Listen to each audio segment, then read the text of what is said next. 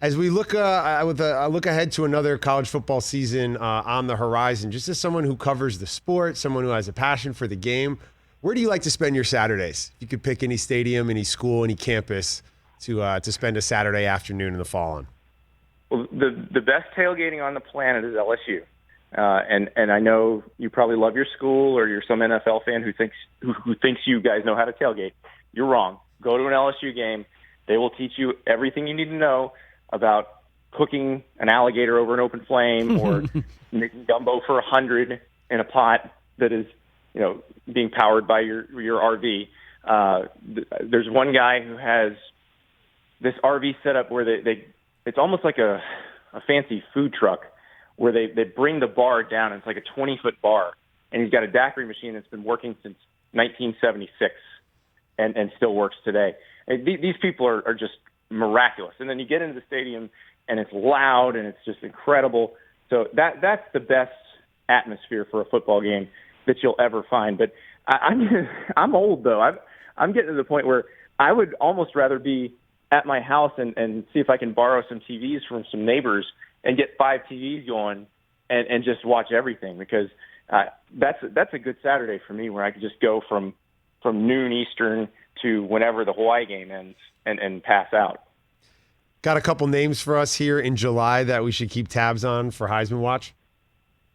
Sam Howell at North Carolina, the quarterback, is a really interesting one. This is a guy who may be the first QB off the board in the draft next year. And, it's weird because when he was coming out of high school, we probably wouldn't have looked at him as a potential first-round draft pick quarterback just because of measurables and all that. But now that we've seen Baker Mayfield and Kyler Murray and those guys, you don't have to be the 6'5" gunslinger to get that spot. And Sam Howell is really great at operating an up-tempo offense. He's got a very good arm. So that's one I'd watch. I think he's going to put up very big numbers. Bryce Young, the new starting quarterback at Alabama, very interested to see what he does, because they lost quite a bit in terms of firepower, but they're Alabama. They've always got the best recruits. So he'll have guys to throw to, but what will he look like? What will they look like? And then the guy replacing Trevor Lawrence at Clemson, DJ Uiagalelei. He was really good in the 2 games he started last year, but can he keep it up? Can he keep them, at a national title caliber level? The coach of my football team says he attacks every day with an enthusiasm unknown to mankind. When asked if he eats vitamins, he says, yes, I have a steak every single day. So this is a man who makes khaki pants look good. I love the Michigan Wolverines. Get me excited for Jim Harbaugh in the upcoming season. Do I have to try? I'm a little worried, to be honest. I mean, you think about it. Jim Harbaugh took a pay cut that cut his salary in half. Basically, Michigan couldn't find someone that was a slam dunk replacement, so they cut a deal with Harbaugh to make it where it wasn't going to cost them any more money if they fired him after this season or if they fired him after last season. So this is basically last ditch. Will this work? They've changed their staff around.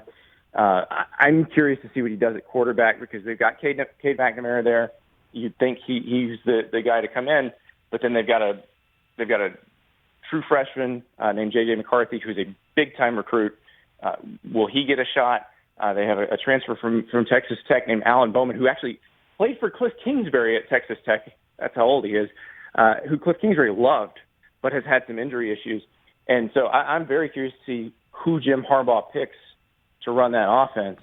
And are they any different than they were last year? Because if they're anything like they were last year, this will be Jim Harbaugh's last year. Hey, you watched all the way to the end. Thanks for that. Watch more right here.